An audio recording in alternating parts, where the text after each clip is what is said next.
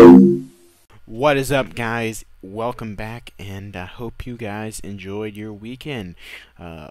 July 4th is coming up, and I'm finally going on vacation. Finally, after seeing everybody's Instagram posts, I'm like, where's my vacation? And we're finally going on vacation on July 4th, leaving to Outer Banks, which is we do that every year, and I hope we continue doing that. But that is a nice spot I like to go to, and we rent a random house every. Sometimes it's the same house, but we rent a random house every vacation, and it's fun going down there. It's really nice down there. Way better than Virginia Beach by a landslide. North Carolina's Outer Banks. But yeah, we like going to Kitty Hawk kites, and it's just really nice down there, and I really like it down there. But I hope you guys enjoy your. I won't be doing the July 4th festivities besides driving to Outer Banks, but I think this will be the first year that I really truly don't see or be a part of that, which is kind of sad. Because when I first heard my mom say, we're leaving July 4th, I'm like, what? July 4th? Why?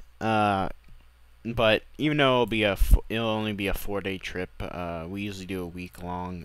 It's kind of sad, but hopefully we have another vacation here soon after that one, because I don't feel like 4 days is enough. But at least we're going to the beach, luckily. But yeah, I don't.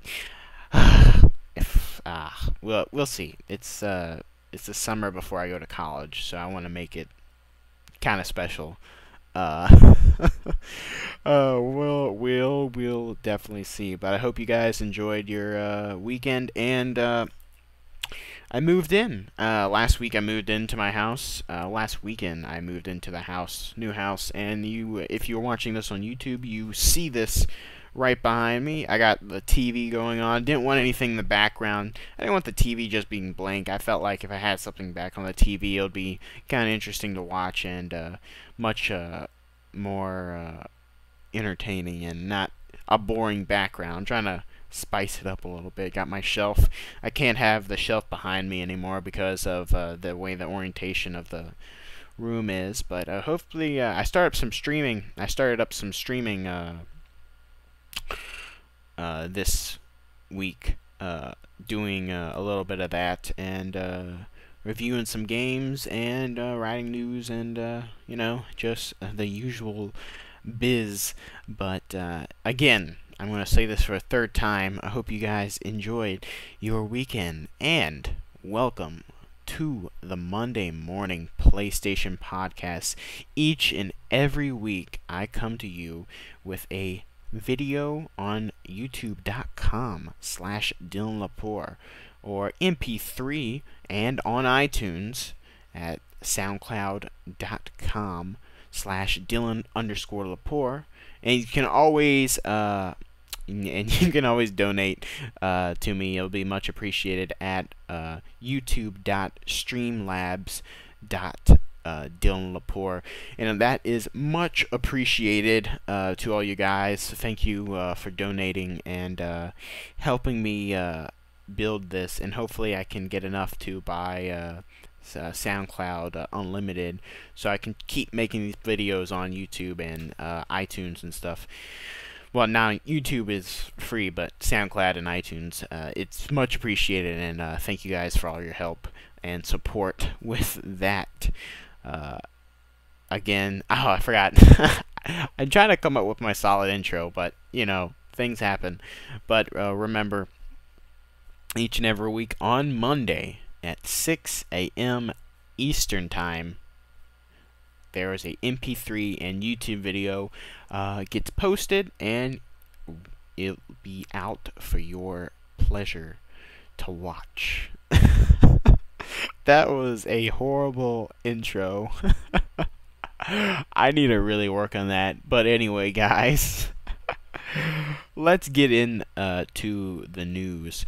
So, PS4/PC shooter Lawbreakers Collector's Edition is revealed.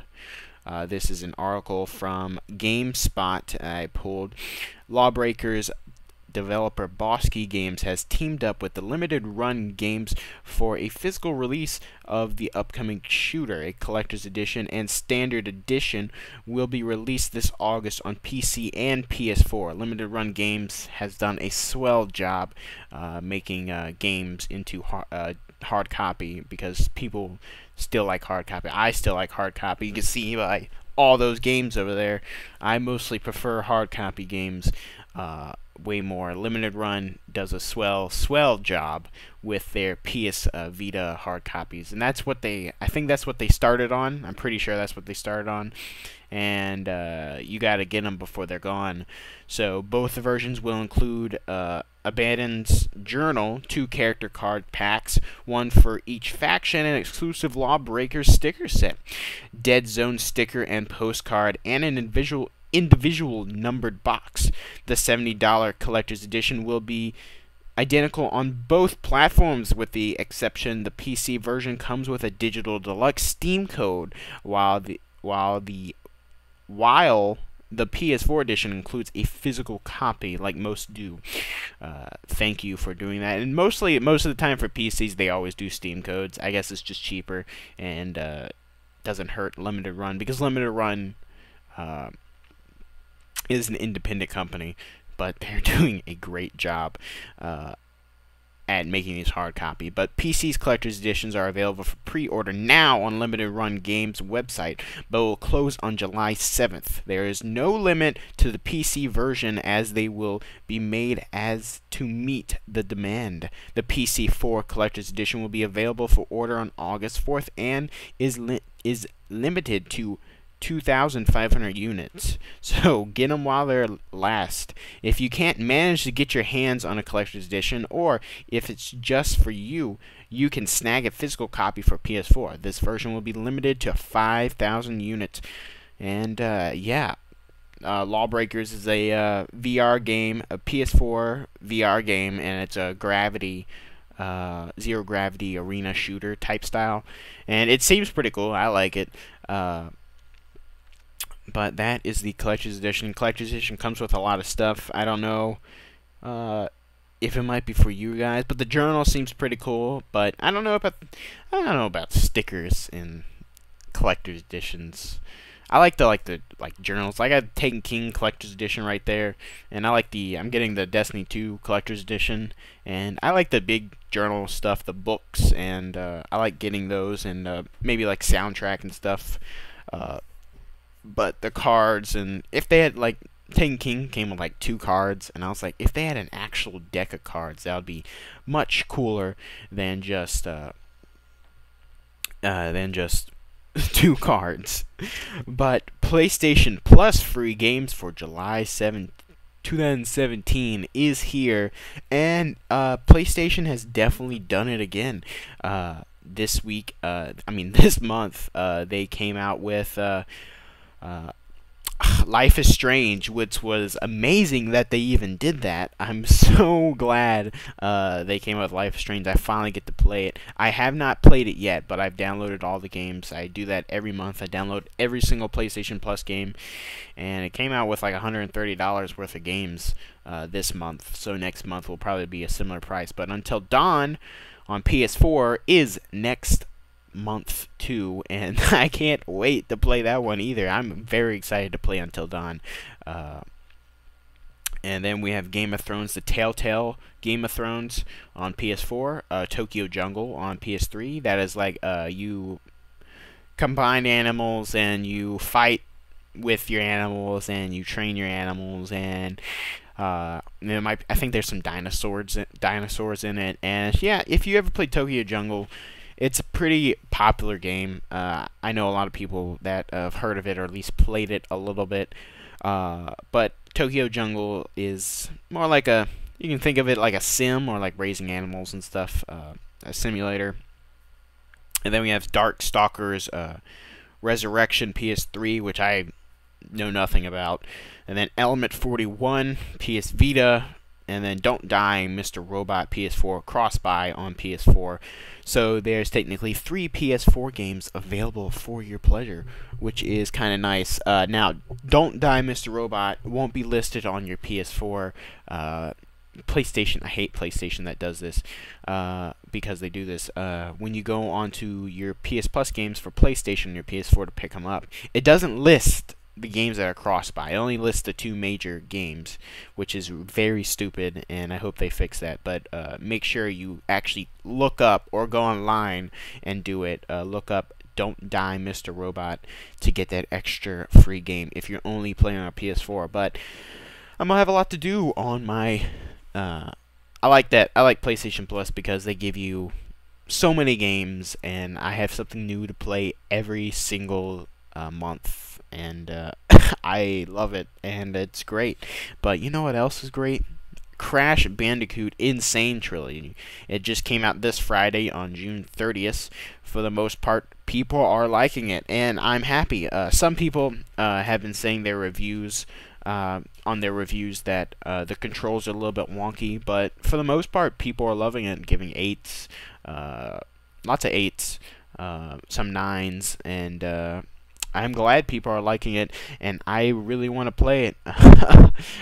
Just going back, the transition and the work they did into remastering that game was brilliant, and I hope it does well. But what I really want to see is, where's Spyro? I want to see the 3 Spyro games remastered to PS4. Since they did Crash Bandicoot, Spyro may be next. I mean, I wish Spyro was first. Spyro is my favorite character in video games, and I hope that they do this. I hope that they do that with the Crash Bandicoot remastered, but I still can't wait to do. I still can't wait to play Crash Bandicoot, and I hope they consider Spyro. They're both Activision properties, Crash and Spyro. So since the rights have been sold to them, but I hope that they do that. I really want them to do that. But also to note here is that Crash Bandicoot Insane Trilogy is not only for PlayStation. I think it's for PlayStation for a year, and then it goes on to the other platforms. Maybe Xbox, PC, maybe, and maybe Switch. Probably not. I don't know.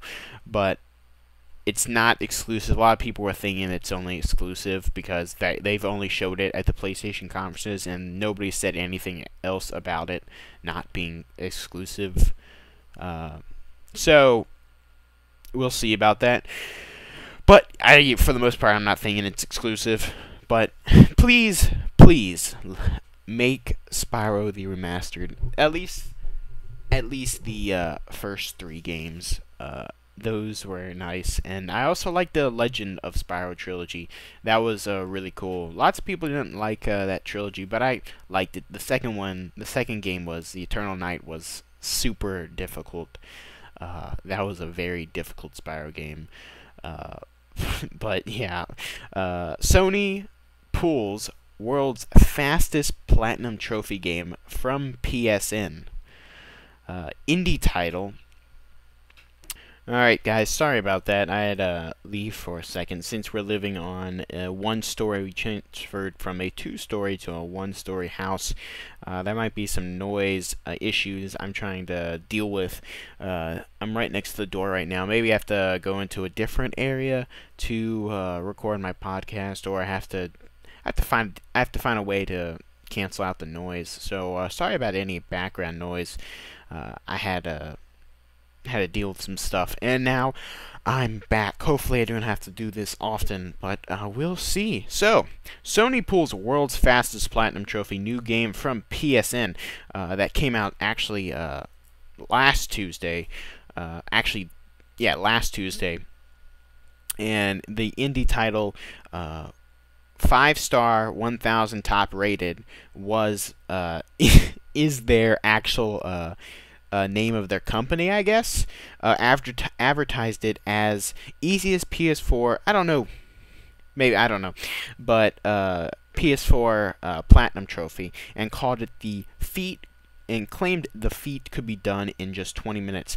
The game consisted of a series of interactive tile puzzles users could easily breeze through. On top of that, the game cost just 98 cents. It seems the game was just a sly advertising ploy for the company's Facebook page, which consistently sells PlayStation 4 themes. The game itself just happened to make the puzzles out of 4K wallpaper. So it was like a very simple puzzle game where you just slide the game where you just slide the pictures and make the 4K image. And they actually, so what the story says, they actually, this is from Eurogamer. I pulled this from Eurogamer. They actually take their 4K images they make for the PS4, because they PS4, how PlayStation themes work is that they work with different companies and different independent people, and they make themes for the PS4, and they allow them to sell them on their PlayStation Store. And so that's why you see a lot of random themes on the PlayStation Store, but they're never for free. And so this company decided to make a game, and so there'll be a tile mover, and they made it the easiest platinum because PlayStation games are required to have trophies now. And so I guess they just went out and made it the easiest platinum because of it's typically with games like this, they usually do not have a platinum in it, and they usually just have 100%, which means it doesn't have a platinum. It just has a series of golden, silver, and copper trophies without a platinum. Lots of indie games do that if it's not that long of an indie game. Like Firewatch does that, and there's a huge list of indie games that do that.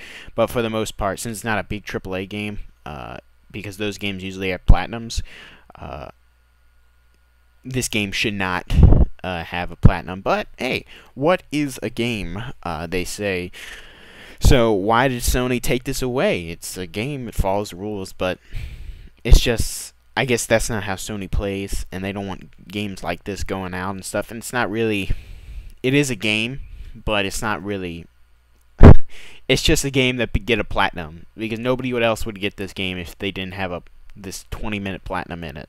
And I guess they're trying to avoid that because PlayStation, I don't want PlayStation to be like the Steam library where anybody can make anything and it can just be like, boom, it's sold. I do not want the PlayStation library to be like that, even though it's taking titles, and I Am Toast is a game on there. I think I talked about that before, but I Am Toast is a PlayStation game. I'm like, who would play this? But each week you might see some random freaking games on the PlayStation Store, and it's like the Steam library, but hopefully it's not as big because of Sony has restrictions. But I thank God they have restrictions, because it'll be a huge mess and you can't find real actual games that you actually will like, instead of let's play tic-tac-toe and checkers and get a platinum in it. That might be fun for platinum hunters and trophy hunters out there, but it's not what PlayStation does. But what PlayStation does is a lot of sales, and save up to 50% off with PlayStation Store's mid-year sale, and 75% off via PlayStation Plus, because it doubles. Mid-year sale ends July 11th at 8 a.m. Pacific, and there is a ton of games for sale. I looked down the list.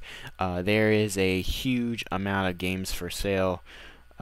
If I can go to it and it doesn't freeze, but for the most part, there are a literal ton of games, and you can get games for $1. You can get games for $10. I think maybe if you haven't picked up SoundCloud, that's $10.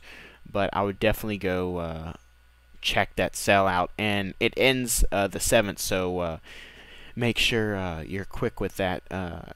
Again, comparing Steam and PlayStation, they're getting very similar with those sales and stuff. Xbox doesn't really do those giant sales. or the Nintendo doesn't really do those giant sales either, but PlayStation is really good with the sales, and with PlayStation Plus, man, PlayStation Plus is just a must-have if you do not have it already. But furthermore, some of the games that are dropping this week, out on the 7th. We got Energy Cycle on PS Vita. Digital, a new puzzle game from the developer of Energy Balance. When you click each cell on the game field, it changes color and the colors of adjacent cells. Horizontally and vertical, you're tasked to bring all the cells to the same color. Sounds pretty easy, but try it to do it. Dun, dun, dun. But try to do it.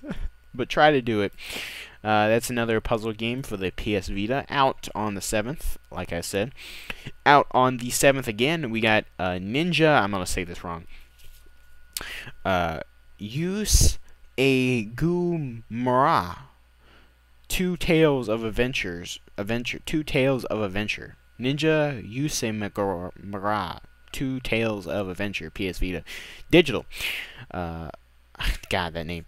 Is an action puzzle game combo pack of both Ninja, Yusemagara games that challenge players to put their sharpened ninja skills to the test. Players assume the role of, Yusemagara, a legendary hero who embarks on a massive quest to save a village from the clutches of vile monsters. Check that out on June 7th, PS Vita Digital. And then on the 7th again, Save the Ninja Clan on Digital on PS4. Save the Ninja Clan is a platformer for casual players as well as speedrunners. There are two ways to play the game. Play through the normal story mode, or find secrets to annoy the game's manager watching. Ooh. Lots of ninja games out. Speedrunner, that's you. Lots of puzzles and ninja games coming out. Oddly, don't know why, but apparently lots of ninja games are easy to make, I guess. On the 5th, we got Speedrunner on PS4. Speedrunner is one word. A cutthroat multiplayer running game that pits 4 players against each other, locally and /or online. Run, jump, swing around, and use devious weapons and pickups to knock opponents off screen. And then we have That's You, PS4 Digital. Set off on a journey to discover with up to 5 of your friends and family and find out what you really think about each other. Joining the fun is easy. All you need is your phone or tablet. Snap a selfie and enjoy tons of funny questions, texting games, and drawing challenges. So this is basically like Jack in the Box, but That's You is interesting because they're using your phone instead of your PS4, which is very interesting. Going to the tablets and phone games. They're trying to connect your family, your digital family. So you do not need a PS4 controller to play this game, but you probably need it to access it. But you can also use your phone as a remote control for your PlayStation. And if you have the PS4 Media Remote, which I talked about last week, you can use that, I guess. But that's cool that they're being able to use your phone to play games like that, like I said, Jack in the Box and family fun games and game night, Hasbro's game night and stuff. Those are very popular, especially with streaming too. Those are fun to watch and interesting to play. Toby, the Secret Mine, PS4 Digital, out the 6th. Go with Toby, an error adventure in a dark and creepy world full of dangerous situations, enemies, and challenging puzzles. That seems pretty much it for the drop. Toby actually seems pretty cool. It looks pretty cool. It was like this fire, and it's an adventure game, and that seems it's also a challenging puzzles game, but that seems pretty interesting to play. and we'll move on. So, this week I reviewed Perception. Perception is a very interesting game from the people, the Deep End Games studio. There's a lot of people from BioShock that actually founded that studio, which was very interesting, and glad to hear that because of Irrational Games. It's sad that they left, but was it David? God. I can't remember his name. The head creator. I can't remember his name of BioShock, but he didn't like. He said he didn't really like all that attention, and every year he was expected to do more and do better, and always do. And he was more of the indie feel guy. He was like, because his stress level and never seeing his family and stuff, especially with AAA games and always working, always punching out, it was hard for him. And I'm glad when they closed Irrational, lots of people were out of job, and I'm glad people, like some of these people, like made their own studio or got hired elsewhere, but now they're making great games, and there's some really good talent from Irrational Games studio, makers of BioShock and BioShock Infinite. We'll skip the second one. But for the most part, Perception is about a blind lady named Cassie, and she taps around with her cane, and you see echolocation. That's how you travel. And for the most part, the game's pitch black, and you travel by echolocation, and it's interesting. You have this thing called the presence, always following you, and always trying to, I guess, consume you, kill you, something. You don't really die in this game. You just restart from a certain checkpoint. You always start in the living room for some reason. But Perception was a great game. There's a quite bit of flaws with it. I read you my end excerpt. The team at the Deep End Games knows what they're doing, and they certainly have a passion/talent for their work, since the creative director Bill Gardner worked on the BioShock franchise. The ending of the game was brilliant, I thought, but overall the game had a lot of great ideas and weren't completely developed enough. I felt the game was solid. I had blast playing, and the ending was definitely a turn on its side, and I was glad to see that. But there was a lot of mechanics that were not really done that well and focused on that much.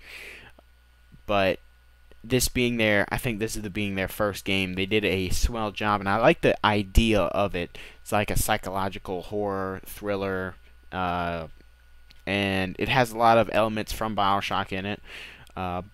And Gone Home is like one of my favorite games, and that I really saw their passion and their drive. Since one of their influences was Gone Home, I really saw that in the game, because just walking up to the door and going inside and exploring reminded me a ton like Gone Home, which was a big game, and I gave it a 63%. Check out the full review on brutalgamer.com of Perception. I played it on the PS4, and it was a good game, and I hope you guys find it interesting and like it. I'm probably going to do a video review of the game on this channel up here soon. Maybe post it next week or something. We'll just see if I have time. But that game was awesome, and I hope you guys will enjoy it. But so we're getting to the end of the podcast here. So games I've been playing. So my brother begged me to buy this game because of he's been playing it and he wants me to play it with him because he has a PS4 and we never really done that. I tried getting him to Destiny, but he didn't really like Destiny that much. But The Division is the game that he begged me to play, and I didn't really was interested in The Division, but man, the graphics in that game are really nice. I'm just like, when I'm playing with other people, I'm just like, slow down, man. This is my first time playing the game. I want to see the game. I want to play the game. I want to experience the game, and I want to look at the story and stuff. People are like, I could care less. I'm like, no, I'm gonna quit if you don't slow down. But that's me. I'm just like have to look at stuff and be like, oh, Jesus, wow, that's because some of the stuff, like the mall, I was in the mall and that was really cool. It looked all high tech and stuff, and then there's this ballroom with chandeliers and stuff. And I was like, oh my God, the graphics were like really good. And my friend I was playing with, he was like, do I need to change my, I guess he didn't think the game looked that great. He was like, do I need to change my ratio or something? I was like, no, the game looks good. I mean, I don't know what you're playing on. I'm just playing on my PS4 I bought basically on launch, and just this old flat screen TV that my granddad gave me. But man, the game looks really good, and I've been having some fun with it. Not as much fun as I think right now. It's interesting to play, but I still don't know a lot of what I'm doing. So I'm trying to get people to explain it to me, like the Dark Zone. I like don't understand the Dark Zone. My friend just dropped me in it, and I was in it, and I was like, what am I doing in there? Everybody can kill me with one shot. And then we had some traders and stuff, and man, it's a interesting game, and it's really beautiful, and I hope I get into it at least some before the Destiny 2 beta hits on July 18th, I think. But we'll definitely see about that. But another game I've been playing on my PS Vita is Neon Chrome. And Neon Chrome is like a Hotline Miami, but it's a one of those God, what's the name of it? One of those games where it's procedurally generated, and you go through it and see how long you can go through it, and then you die, and then you have to restart completely. But it's like Hotline Miami, where it's the bird's eye view, and you shoot with the twin sticks and stuff, and you can melee. Excuse me. But on the PS Vita, it's really cool and a really great handheld experience, I think. The sound, the graphics, the story is actually compelling too. It's about a VR, and you going into VR and trying to save the world, and you only have a certain amount of lives you can go through before you have to end the game or something. I've only gone through like 6 lives, and I've gone through a good chunk of the game. So I don't know what happens when you die. I've run out of lives. I guess it's game over and you have to restart. But we'll see about that. Hopefully I don't have to restart all of my progress. That would really suck. But the game is a ton of fun, and you should go check it out. I got it for free with PlayStation Plus this month. So if you're listening to this on Monday, get it before it's gone. Like seriously, because it's coming out around the corner. And I started watching That 70s Show on Netflix. I started from the very beginning. They have 7 seasons, I believe. About 25 episodes each season, and it's about 20 minutes per episode, which is a lot of time in my life. As my dad said, a lot of time in my life I'm gonna waste watching that. But so far I've been liking it. It's been really funny. Right now I'm on the episode of where they were. What was it? it was when they're in the car, they're in the drive-in movie. It's like episode 8 or 9. It's at the very beginning, and it was funny. Lots of their episodes are funny. But one movie I did watch recently was Okja. Okja. I keep scratching my head. Okja. Okja, whatever they called. It was about a super pig, and I watched the trailer like a couple months ago, and they finally released it on Netflix, and it was really funny, and then really depressing at the very end of it. I'm not gonna spoil anything about it, but man, that was a depressing ending. Oh God, the bangs got to me at the very end, but it's about the animal abuse and meat production and corporate sales and their meanness and ruthlessness. And yeah, it was a very fun, entertaining movie and had a great lesson at the end. And I think they are making a sequel to that. That's what they had an end cutscene after the credits that maybe seemed like it was a sequel coming. I don't know. Tell me what you guys think in the comments, or email me or whatever. Tell me what you think about that ending, because I'd like to hear about that. And overall, I think I rate the movie a 9 or an 8. 9 or 8. It was really good. And yeah, tell me what you guys think. And so what I'm reading. So we have a hammock in the back of the house, and I was laying on it, and I actually started reading Dire Wimpy Kid again. I like to read what I like to read, and Dire Wimpy Kid is one of the novels I like to read. And it was entertaining and fun and relaxing. It was just reading what I wanted. Simple, no pressure. I just wanted to read what I wanted to read. Because your choice, it's America, right? July 4th, America. My God. But yeah, Dire Wimpy Kid, it's a series I've been reading for a long time now, since 2007, I believe, since I've been in elementary school, and I like the series, and that's like the first book I ever, the first Dire Wimpy Kid is like the first book. I think I'm reading the third wheel, number 7. It's been out for a while now, and that's the book, that's the franchise that first got me into reading. It was simple, fun, entertaining, and I really liked it. But moving on, listening. The Future of Everything podcast by the Huffington Post, Washington Post, I forget which one, but the Future of Everything podcast was, I listened to it. It's been like a 14-minute podcast, I think, each week, and that is pretty educational and entertaining.